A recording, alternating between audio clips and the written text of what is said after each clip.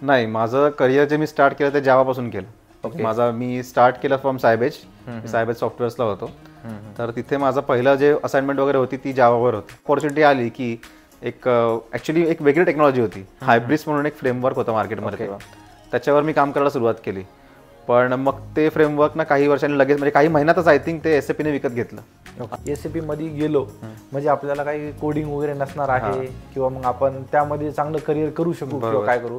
सॅपचं कसं आहे ना, ॲक्च्युली खूप जुनी आणि खूप मोठी कंपनी आहे. ठीक आहे. तर यांच्या कशा काही लिगसी सिस्टीम बनलेल्या आहेत भरपूर जुन्या. आता SAP ERP झालं, SAP ECC झालं, ह्या सगळ्या यांच्या फ्रेमवर्क्स बनलेल्या आहेत. तर यात कसं आहे की बऱ्याच आधीच्या जुन्या सगळ्या सॉफ्टवेअर फ्रेमवर्क्समध्ये कसं होतं की त्याच्यात कोडिंग नव्हती. तो समज एक लोकांचा ठीक आहे की आता SAP कसं की SAPने आता ग्रो करायला सुरुवात केली मार्केटमध्ये. Like it has been a powerful company to be honest. ती जर्मन बेस्ड कंपनी आहे. तसंच भरपूर आता SAP MRCचा आहे, भरपूर काय SAP कॉमर्स क्लाउड आहे. तर या प्रत्येक गोष्टीमध्ये तुम्हाला कस्टमायझेशनसाठी कोडिंग तर करावंच लागणार. ओके, ते आहे. SAP मध्ये किती प्रोफाईल्स आहेत? भरपूर. आय थिंक मला तर वाटतं तुम्हाला नंबर पण सांगू शकणार नाही, पण कमीत कमी माझ्या अंदाजाने 20 ते 25 तरी वेगवेगळ्या स्ट्रीम्स असतील सॅपमध्ये. म्हणजे एक्झाम्पल सांगू शकता? हां, आता एक SAP कॉमर्स जे माझं एक आहे ते त्याच्याबद्दल मी तुम्हाला सांगू शकतो. नाही झाले तर इन केस समजा तुम्ही जेव्हा एखादी कंपनी जॉईन करता, मोठ्या प्रत्येक कंपनीमध्ये SAPच्या सगळ्याच डोमेनवर काम होतं. ओके, त्याच्यामुळे you can opt for that. जर तुम्हाला वाटलं, जर तुम्हाला मिळाली एखादी अपॉर्च्युनिटी की मला सॅपचा कोणत्या तरी. तर काही जणांच्या असं डोक्यात आहे, म्हणजे मी ऐकले, मला पण विचारलं की यार सॅप म्हणजे काय की एक ITचे एक वेगळी फील्ड नाही का, तिथे पॅकेज कमी असेल, ग्रोथ कमी असेल, असं मी ऐकलंय. कोणती पण जेव्हा एखादी नवीन टेक्नॉलॉजी येते राईट, ती जेव्हा खूप कमी लोकांना माहिती असते ना, तेव्हा त्याचं पॅकेज तुम्हाला जास्त मिळणार. राईट, कारण काम करणारे लोक कमी आहे. बरोबर. एखादी नवीन टेक्नॉलॉजी आज मी डेव्हलप केली, मी फक्त 5च लोकांना शिकवली आहे आणि ती खूप जर बूममध्ये आहे तर डेफिनेटली ते 5 लोक जे राहतील. फॉर एक्झाम्पल माझ्या कंपनीमध्ये जर लोक आहे, मी त्यांना एक टूल शिकवला सॅपचा, तो मी जर 10,000 लोकांना शिकवून दिला तर मार्केटमध्ये 10,000 लोक झाले ते काम करणारे. करेक्ट. तर डेफिनेटली मग पॅकेज तुम्हाला कमी होणार. बरोबर. त्याच्यामुळे ॲज अ फ्रेशर जर मला समजा SAP मध्ये एंट्री करायची आहे तर ओपनिंग्स असे आहेत का मार्केट्समध्ये? आपल्या ज्या मोठ्या कंपन्या big 4 TCS, Wipro, Infosys, tech Mahindra, Cognizant, या सगळ्या कंपन्यांमध्ये सॅपचे तुम्हाला भरपूर सारे टूल्स दिसतील की जिथे लोक काम करतात. सांगतो की यांचं कसं आहे, यांचं ना असं ऑनलाईन तुम्ही बघाल तर त्यांच्या खूप कमी माहिती अशी बाहेरच्या साईट्सवर उपलब्ध आहे. हे मी स्टार्टिंगला फेस केलं होतं जेव्हा मी स्टार्ट केलं माझं करिअर. तेव्हा सांगेल की सॅपचं कसं की बऱ्याचशी अशी मी तुम्हाला सांगितलं की सॅपच्या कमीत कमी ॲटलिस्ट 20 ते 25 वेगवेगळे फ्रेमवर्क्स असतील. तुम्ही पहिले डिसाईड करा की तुम्हाला काय जास्त आवडतं. आता फॉर एक्झाम्पल जसं मी खूप साऱ्या लोकांच्या कमेंट्स आल्या की आम्हाला सॅपबद्दल पॉडकास्ट पाहिजे, व्हिडिओ पाहिजे, सॅपमध्ये ऑपॉर्च्युनिटी किती आहे, ग्रोथ आहे का, पॅकेज आहे का, असे खूप काही कमेंट्स आले मला आपल्या व्हिडिओजवरती. तर मग मी ठरवलं की यार आपण एक पॉडकास्ट करूयात आणि मी त्या पॉडकास्टसाठी हा जो टॉपिक आहे सॅपचा, तर ह्या सॅपबद्दल मी डायरेक्टली अभिषेकला इन्व्हाइट केलं आपल्या पॉडकास्टवरती. आणि इन डिटेल म्हणजे कसं की त्यांचा एक्सपिरियन्स आहे, त्यांनी त्यामध्ये 10 to 11 इयर्स IT मध्ये काम केलं आहे आणि सॅपमध्ये त्यांचा खूप सारा एक्सपिरियन्स आहे. सो तेच सांगतील तुम्हाला की पॅकेज कसं आहे, ग्रोथ कशी आहे, ऑपॉर्च्युनिटी आहे का त्यामध्ये, आणि आपण ॲज अ फ्रेशर कशी आपण एंट्री करू शकतो. सो येस, जर तुम्ही आतापर्यंत जर चॅनलवरती नवीन असाल तर चॅनलला सबस्क्राईब करायला विसरू नका. असेच व्हॅल्युएबल मी पॉडकास्ट तुमच्यासाठी घेऊन येत असतो आणि व्हिडिओ लास्टपर्यंत बघा, खूप इंटरेस्टिंग होणार आहे. तुम्हाला पूर्ण रोड मॅप तुम्हाला आज समजणार आहे. So Abhishek, welcome to IT वाला देव. थँक्यू. आणि यस, इंट्रोडक्शन. सो नमस्कार सगळ्यांना. मी अभिषेक पाटील. मी IT मध्ये गेले 11 वर्षापासून काम करतोय. तर आतापर्यंत माझा सगळा एक्सपिरियन्स जो आहे तो SAP मध्येच आहे. ॲक्च्युली SAP आता तसं म्हणायला भरपूर मोठा टूल आहे, म्हणजे एक भरपूर मोठी कंपनी आहे. त्यांनी कसं भरपूर सारे फ्रेमवर्क्स बनवले. तर माझा मोस्टली एक्सपिरियन्स SAP कॉमर्स या टेक्नॉलॉजीवर आहे. तर तेच म्हणजे it has been a wonderful journey so फार. ओके. आणि मला तरी असं इंटरेस्टिंग वाटलं सगळं काम करताना. जेव्हा तुमचं करिअर स्टार्ट झालं तेव्हा तुम्ही सॅपमध्येच एंट्री केली होती का? नाही, माझं करिअर जे मी स्टार्ट केलं ते जावापासून केलं. मी स्टार्ट केलं फ्रॉम सायबेज. सायबेज सॉफ्टवेअर्सला होतो. तर तिथे माझं पहिलं जे असाइनमेंट वगैरे होती ती जावावर होती. ओके. जावाचा प्रोजेक्ट होता एक, त्याच्यावर मी काम करायला सुरुवात केली आणि नंतर मग अशी अपॉर्च्युनिटी आली की ॲक्च्युली एक वेगळी टेक्नॉलॉजी होती. हायब्रिड्स म्हणून एक फ्रेमवर्क होता मार्केटमध्ये तेव्हा. त्याच्यावर मी काम करायला सुरुवात केली. पण मग ते फ्रेमवर्क ना काही वर्षांनी लगेच म्हणजे काही महिन्यातच आय थिंक ते SAPने विकत घेतलं आणि मग it has become SAP commerce. Okay. आणि मग त्यानंतर तुम्ही त्यानंतर पूर्ण म्हणजे याच्यातच काम SAP कॉमर्समध्ये. त्याच्यानंतर पूर्ण मग 10.5 वर्ष झाले आता नियर अबाउट त्याच्यावरच काम सॅपमध्येच काम करत आहे. ओके. ऍक्च्युली काय आहे ना की जे नवीन फ्रेशर्स आहेत त्यांना असं वाटतं की आपण SAP मध्ये गेलो म्हणजे आपल्याला काही कोडिंग वगैरे नसणार आहे किंवा मग आपण त्यामध्ये चांगलं करिअर करू शकू किंवा काय करू. तर असं आहे का बरं की SAP मध्ये कोडिंग वगैरे नाहीये? नाही, असं तर नाहीये. मी असं सांगेल तुम्हाला. आता सॅपचं कसं आहे ना, ऍक्च्युली खूप जुनी आणि खूप मोठी कंपनी आहे. ठीक आहे. तर यांच्या कशा काही लिगसी सिस्टीम बनलेल्या आहेत भरपूर जुन्या. आता SAP ERP झालं, SAP ECC झालं, ह्या सगळ्या यांच्या फ्रेमवर्क्स बनलेले आहेत. तर यात कसं आहे की बऱ्याच आधीच्या जुन्या सगळ्या सॉफ्टवेअर फ्रेमवर्क्स मध्ये कसं होतं की त्याच्यात कोडिंग नव्हती. तो समज एक लोकांचा ठीक आहे की आधी नव्हती, पण आता तसं नाहीये. आता SAP कसं की SAP ने आता ग्रो करायला सुरुवात केली मार्केटमध्ये. Like it has been a powerful company to be honest. ती जर्मन बेस्ड कंपनी आहे. त्यांच्याकडे खूप म्हणजे त्यांच्याकडे काय म्हणतो आपण एक पैसा भरपूर आहे. तर त्या कंपनीचं एक मेन मोटिव्ह कसं आहे की जर्मन ॲटिट्यूड आहे. Like they like to grow. तर मग ग्रो कसं, तर मग तुम्हाला देखा दिसतंय की एखादा प्रॉडक्ट चांगला परफॉर्म करतोय मार्केटमध्ये. एखादी छोटी कोणी समजा तुम्ही एक टेक्नॉलॉजी तयार केली आणि ती चांगली बूम मध्ये आहे, चांगलं तुम्हाला जर त्याला एक प्रॉफिट मिळतंय, तर मग SAP will try to acquire that. Okay, ठीक आहे. त्याच्यामुळे आता कसं SAPचं जे जुनं जे होतं सगळं की बाबा आमचं काही एखादा प्रॉडक्ट आहे, तसं आता खूप कमी राहिलेलं आहे. राईट. जे काय आहे त्यांनी सगळं नवीन मार्केट ॲक्वायर करायला सुरुवात केलेली आहे. तर आता SAP Hybris is one of them. ठीक आहे.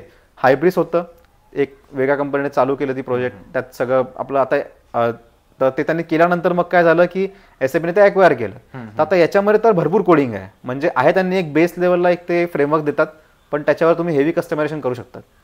तसंच भरपूर आता एक SAP MRCचा आहे, भरपूर काय काय SAP कॉमर्स क्लाउड आहे. तर या प्रत्येक गोष्टीमध्ये तुम्हाला कस्टमायझेशनसाठी कोडिंग तर करावंच लागणार. ओके, ते आहे. आता जसं तुम्ही बोलला की यार SAP एक खूप मोठी कंपनी आहे किंवा ते खूप मोठं ग्रोथ आहे त्याच्यामध्ये. तर एखाद्याला समजा करायचंय, ओके, समजा ज्याला मूव्ह ऑन म्हणजे ज्याला स्विच करायचे किंवा ऍज अ फ्रेशर म्हणून करायचे, तर SAP मध्ये किती प्रोफाईल्स आहेत? भरपूर. आय थिंक मला तर वाटतं तुम्हाला नंबर पण सांगू शकणार नाही, पण कमीत कमी माझ्या अंदाजाने 20 ते 25 तरी वेगवेगळ्या स्ट्रीम्स असतील सॅपमध्ये. एक एक्झाम्पल सांगू शकता? हा, आता एक SAP कॉमर्स जे माझं एक आहे ते त्याच्याबद्दल मी तुम्हाला सांगू शकतो खूप जास्ती की माझ्यासाठी म्हणजे मला पर्सनली हे खूप आवडतं. का? कारण आता जसं समजून घे, एक म्हणू शकतो आपण की आपल्याकडे IT चा बूम झाला, फ्लिपकार्ट Amazon सारख्या साईट आल्या, त्या कधी ग्रो करायला सुरुवात झाली? नियर अबाउट एक 2008-10च्या काळामध्ये. राईट. जेव्हा आपल्याकडे स्मार्टफोन वगैरे यायला लागले तेव्हा आपण जास्त यूज करायला लागलो. ठीक आहे. तर त्याच फेजमध्ये मला ही प्रोफाईल मिळाली SAP कॉमर्सची, म्हणजे हायब्रिसची बेसिकली. तर याच्यामध्ये काय होतं की जे आपण सगळं ऑनलाईन बघतोय की आपण लॉग इन करतोय, मग आपण कार्टमध्ये सर्च करतोय प्रॉडक्ट आणि प्रॉडक्ट येत आहेत सगळे, मग पेजिनेशन वगैरे आहे, आपण ऍड टू कार्ट करतोय, पेमेंट करतोय.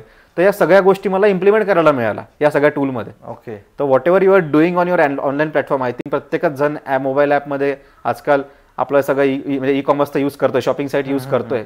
तर I am actually building those. तर त्याच्यामुळे मला एक वेगळ्या लेवलचं हे वाटतं की अरे मला माहिती आहे की ते कसं वर्क करतं. आणि जेव्हा तुम्हाला माहिती आहे की तुम्ही एखादी गोष्ट कशी वर्क करते ती तुम्ही यूज करताय ना, it is a different fun. म्हणजे तुम्हाला ते अजून चांगलं वाटतं की अरे नाही, अरे हे तर मी पण करू शकतो, किंवा त्यातनं आयडिया पण येतात. फॉर एक्झाम्पल असं बऱ्याच वेळा होतं की आज समजा झेप्टो कोणत्याही XYZ साईडने काहीतरी केलेलं आहे नवीन, तर ते तुम्हाला आवडलं, तर ते तुम्ही तुमच्या क्लायंटला सांगू शकता की अरे हे एक नवीन फीचर आलेलं आहे, आपण करायचं का? मग तो सांगेल हो करा. मग तुम्हाला त्याच्यात ब्रेन स्टॉर्मिंग करून तुम्ही ते इम्प्लिमेंट करायची सुरुवात करता. इट इज लाईक तुमचं नॉलेज नेहमी वाढतच राहणार. हा, आणि तुम्ही जे सांगितलं की जसं मेन्शन केलं की तो जो म्हणजे आपलं जे काम आहे, जो इंटरेस्ट आहे, येस, तो काय सगळ्यात मेन. एक्झॅक्टली. हा, ते तुम्हाला म्हणजे आहे जसं फ्रेशर, ॲज अ फ्रेशर तुम्हाला चालू करायचं आहे, तर आय थिंक माझ्यासाठी हे खूप चांगलं होतं की जे आपण जे तेव्हा मार्केटमध्ये बूम होत आहे, समजून घ्या ई कॉमर्स बूम होत होतं आणि तेव्हाच मला हे काम करायची संधी मिळाली. तर it's an added advantage for me. बरोबर. असं आता तुमचं कसं आहे की प्रत्येकाचा एक हे अनुभव असतो किंवा एक आवड असते. काय आता SAP ERPच्या सिस्टीम आहे. ERP म्हणजे काय, सगळं आपलं बॅकएंडला वगैरे जातं. आता फॉर एक्झाम्पल आता आपली ऑर्डर जाते कुठेतरी, म्हणजे आपण आता ई कॉमर्सला फ्लिपकार्टवर तुम्ही एक ऑर्डर प्लेस केली, बरोबर, ती ऑर्डर तुम्हाला होतं दिसते की तुमचं ऑर्डर कन्फर्मेशन पेज तुम्ही बघताय, करेक्ट, राईट. पण ती ऑर्डर मागे जाईल, मग ती मागे कोणीतरी वेंडरला ती सप्लाय होईल, त्याच्या वेअरहाऊसमध्ये स्टॉक राहील. तर हे सगळं जे मागचं पिक्चर आहे ना, प्रॉडक्टचा स्टॉक झाला, वेअरहाऊस मॅनेजमेंट झाली, it comes under ERP. Okay. तर तुम्हाला जर त्या लॉजिस्टिक्स आणि त्याच्यामध्ये इंटरेस्ट असेल तर you can go for that as well. Okay. असं तर बरेच वेळा मार्केटमध्ये SAPच्या सगळ्या टूल्सवर क्लासेस वगैरे होतात. नाही झाले तर इन केस समजा तुम्ही जेव्हा एखादी कंपनी जॉईन करता, मोठ्या मोठ्या प्रत्येक कंपनीमध्ये SAPच्या सगळ्याच डोमेनवर काम होतं. ओके. त्याच्यामुळे you can opt for that. जर तुम्हाला वाटलं, जर तुम्हाला मिळाली एखादी अपॉर्च्युनिटी की मला सॅपच्या कोणत्या तरी या टूलवर काम करायला मिळतं आहे, तर यू कॅन ऑप्ट और तुम्ही त्यांना विचारू पण शकता की मला ह्याच्यात इंटरेस्ट आहे, मी करू शकतो का. डेफिनेटली तुम्हाला संधी मिळेल. ओके. आता जसं की आपण बघतो की एसीपी मध्ये जर समजा एखाद्याला फ्रेशरला किंवा काय जर स्टार्ट करायचं असेल किंवा काय, तर काही जणांचे असं डोक्यात आहे, म्हणजे मी ऐकले, मला पण विचारलं की यार सॅप म्हणजे काय, की एक आयटीचे एक वेगळी फील्ड नाही का, जिथे पॅकेज कमी असेल, ग्रोथ कमी असेल, असं मी ऐकलंय. ओके. तर ह्यामध्ये तुम्ही काय सांगणार की यार सॅप मध्ये ग्रोथ आणि त्याचं पॅकेज कसं आहे? सी आता आयटी मध्ये एक नॉर्मल मला असं वाटतं एक कल्चर असतं. कोणती पण जेव्हा एखादी नवीन टेक्नॉलॉजी येते राईट, ती जेव्हा खूप कमी लोकांना माहिती असते ना, तेव्हा त्याचं पॅकेज तुम्हाला जास्त मिळणार राईट, कारण काम करणारे लोक कमी आहे. बरोबर. एखादी नवीन टेक्नॉलॉजी आज मी डेव्हलप केली, मी फक्त 5च लोकांना शिकवली आहे आणि ती खूप जर बूम मध्ये आहे, तर डेफिनेटली ते 5 लोक जे राहतील त्यांना मार्केटमध्ये जेवढा मागेल तेवढा पैसा मिळणार. करेक्ट. राईट. तर इट इज लाईक दॅट. तुम्ही कोणतीतरी नवीन गोष्ट आणाल, ती नवीन गोष्ट जेव्हा लोक शिकतील, लिमिटेड नंबर ऑफ लोकांना ती माहिती आहे, त्यांना पैसा जास्त मिळणार. जेव्हा ती गोष्ट जुनी होत जाईल राईट. आता फॉर एक्झाम्पल, आता एक मी असं नाव नाही घेत कंपनीचं, पण आता बऱ्याच मोठ्या मोठ्या कंपन्या आहेत. बरोबर. तिथे कसं होतं की बल्कमध्ये ते लोकांना घेतात आणि बल्कमध्ये लोकांना ट्रेनिंग करतात. आता फॉर एक्झाम्पल माझ्या कंपनीमध्ये जर लोक आहे, मी त्यांना एक टूल शिकवला सॅपचा, तो मी जर 10,000 लोकांना शिकवून दिला, तर मार्केटमध्ये 10,000 लोक झाले ते काम करणारे. करेक्ट. तर डेफिनेटली मग पॅकेज तुम्हाला कमी होणार. बरोबर. त्याच्यामुळे असं नाही की फक्त सॅप संबंधित कोणतीही टेक्नॉलॉजी मार्केटमध्ये येऊ, ती एकदा जुनी झाली, ती लोकांना माहित पडली की पॅकेज त्याचे कमी होणार.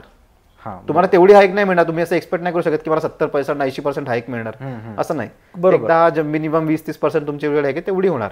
म्हणजे जे तुम्ही जे एक्झाम्पल दिलं ते बरोबर दिलं की कुठल्याही टेक्नॉलॉजीवरती हे होऊ शकतं. असं नाही जावासाठी बघा, पायथॉनसाठी बघा, सेम आहे जे तुम्ही केलं. ग्रेट. आता ऍज अ फ्रेशर जर मला समजा एसीपी मध्ये एंट्री करायची आहे, तर ओपनिंग्स असे आहेत का मार्केट्समध्ये की ऍज अ फ्रेशर्सला घेऊ शकेल म्हणून? As a fresher direct opening तर खूप कमी असतात शक्यतो. ओके. कारण कसं आहे की हे सगळे टूल्स जे आहेत ना, थोडा एक्सपिरियन्स पाहिजे. तर तुम्हाला तुम्ही बाहेर क्लासेस करू शकतात काही सॅपच्या टेक्नॉलॉजीवर. नाही तर मग कंपनी जॉईन केल्यानंतर आपल्याला एक ऑप्शन्स असतात. बऱ्याच वेळा मोठ्या मोठ्या कंपन्यांमध्ये असे ऑप्शन्स असतात की मला याच्यात जायचं, तुम्ही तुमचा इंटरेस्ट सांगा, सांगू शकतात. बरोबर. किंवा मला सॅपच्या या टेक्नॉलॉजीवर काम करायचं, थोडा आपला रिसर्च करून, तर तुम्हाला नक्कीच संधी मिळेल. ओके. म्हणजे जर समजा सॅप मध्ये आपल्याला एंट्री करायची असेल तर ऍज अ फ्रेशर थोडंसं अवघड आहे. बट जर तुम्ही समजा एंट्री म्हणून कुठल्याही टेक्नॉलॉजी मध्ये काम केलं आणि साइड बाय साइड जर सॅप मध्ये केलं, तर आपण तो जो एक्सपिरियन्स आहे तो आपण सॅप मध्ये दाखवून सॅप मध्ये एंट्री करू शकतो. तर येस, ते पण एक करू शकतो आपण. जसं तुम्ही सांगता की खूप कमी एम्प्लॉय असेल तर पॅकेज मध्ये किंवा ग्रुप मध्ये खूप जास्त स्कोप आहे. तर मी पण ते सांगेल की जर तुम्हाला करायचं असेल ना, तर सॅप एक चांगली प्रोफाईल आहे, एक चांगलं ग्रोथ आहे, प्लॅटफॉर्म आहे. तुम्हाला फक्त एवढंच आहे की ॲज अ फ्रेशर जर तुम्ही ट्राय करत असाल, तुम्हाला जी पण एंट्री म्हणजे आयटी मध्ये फक्त एंट्री करा आणि त्यानंतर तुम्ही स्विच करू शकता सॅप मध्ये. ओके. जी सॅप फ्रेमवर्क आहे, तर हे समजा आता जे फ्रेशर्स आहेत किंवा जे एक्सपिरियन्स आहेत यांना जर अप्लाय करायचं असेल, तर असं एक समज आहे की सॅप खूप कमी कंपनीजमध्ये चालतं. तर हे कोणत्या कोणत्या कंपनीजमध्ये सॅप चालतं आणि हे कसं फाइंड करायचं? नाही, मला तरी वाटतं हा समज चुकीचा आहे की खूप कमी कंपनीमध्ये चालतं.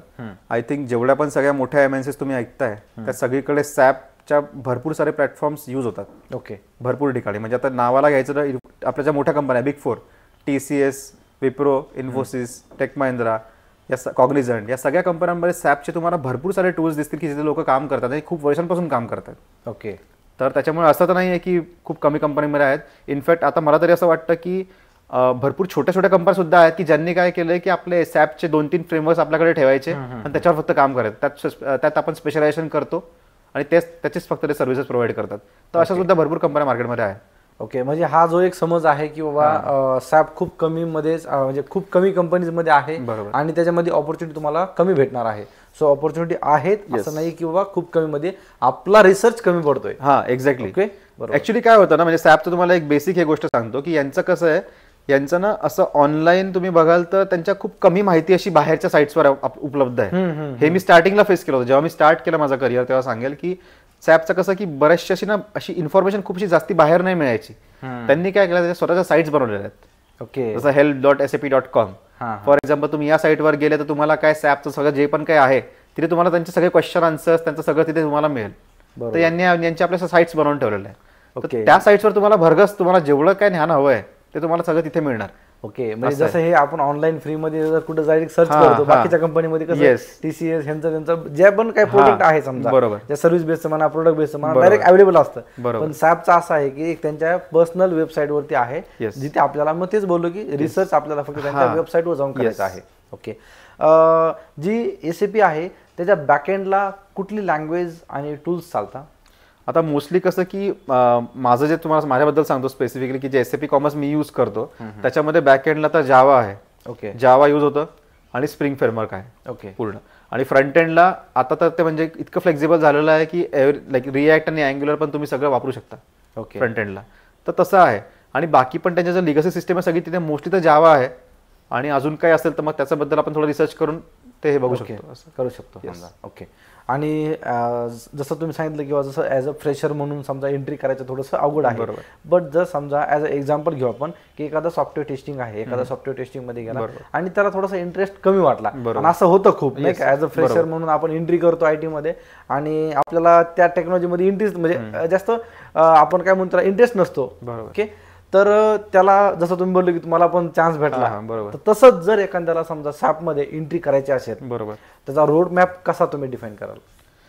तर डेफिनेटली आता जसं आपण हे केलं, मी तुम्हाला सांगितलं की SAPच्या कमीत कमी ऍटलीस्ट 20 ते 25 वेगवेगळे फ्रेमवर्क्स असतील. तुम्ही पहिले डिसाईड करा की तुम्हाला काय जास्त आवडतंय. आता फॉर एक्झाम्पल जसं मी सांगितलं की मला हे सगळं ई-कॉमर्स वगैरे आवडतं आणि मी तेच चूज केलं. बरोबर.